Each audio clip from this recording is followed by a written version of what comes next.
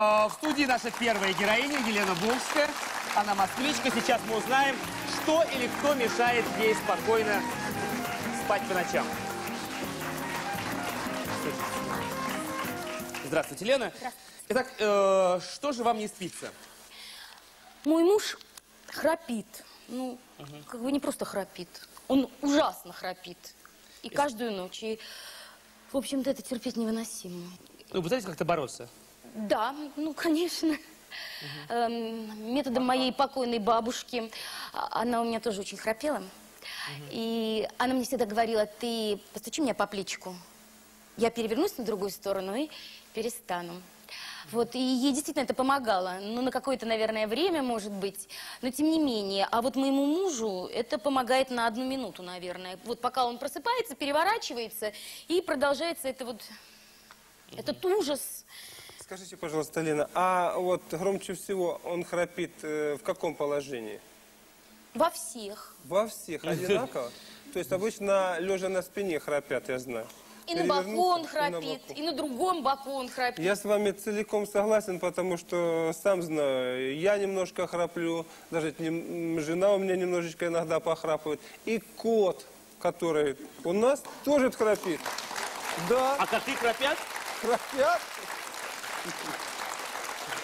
А я сплю очень тихо. Вот в позе эмбриона вот так вот свернусь.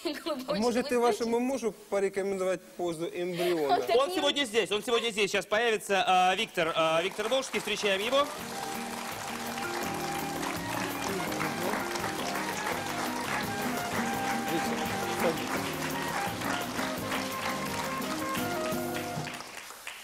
Ну, вы сами понимаете, что у вас Я проблемы? вообще не могу понять. 15 лет прожить вместе, как бы взрослая дочь уже, и придираться к храпу, Лен, ну это несерьезно. Я очень долго Я тебя терпела, так, поверьте. нет, я так тебя очень люблю, долго и ты сейчас терпела. заявляешь, что вот это храп помеха для развода. Ну, Это не помеха для развода, это повод для развода. повод. Ну, повод для развода, ну, есть же какие-то лекарства, есть какие-то средства, которые можно лечить, наверное. Надо попробовать, не по спине стучать и толкать. Я затыкала уши. Чем вы пробовали лечить? Да ничем. Ничем, оказывается. Вот интересная традиция на Востоке. Там есть мужская и женская половины дома. И каждый храпит себе в удовольствие. Но мне он не мешает, храп. Вам-то не мешает, да? А вы пробовали хотя бы профилактически спать врозь? У них двухкомнатная квартира. Маленькая двухкомнатная квартира. И где бы в этом уголке я не легла, это невозможно. Может, вам ушки тогда ваткой затыкать? И что? Я слышу все равно. Все равно? Письмо прислал Сергей Медведев из Вологды. Что делает он?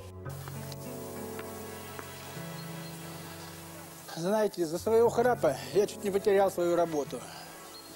Я не мог ездить в командировки со своими друзьями. Я храпел и в самолетах, и в автомобилях, и в поезде.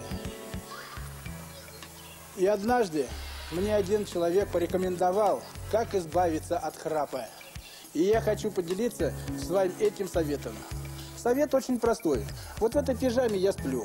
Я взял маленький лоскутик, пришил его, типа как карманчик, видите, карманчик. Я кладу мячик в карман, зашиваем карман. Он мне не мешает, когда я ложусь на бок и сплю.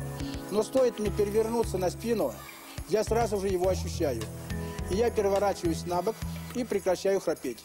И эту дежурную рубашку вы можете возить всегда с собой. И она будет охранять окружающих от вашего храпа. Спокойной ночи.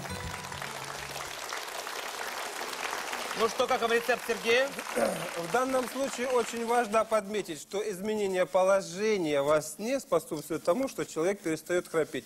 Наиболее сильно он храпит на спине. Еще одно видеописьмо от наших телезрителей. Мария и Степан Харитоновы из города Иваново. Что делают они? Я уже не в силах была переносить ужасный храп своего мужа. Но тут услышала один совет. Может, он и вам поможет. Для этого понадобится хлопчатобумажный платок или шарфик. Его подвязывают под подбородком вот таким симпатичным бантиком. И ваша ночь будет спокойной, без храпа. То есть очень важно,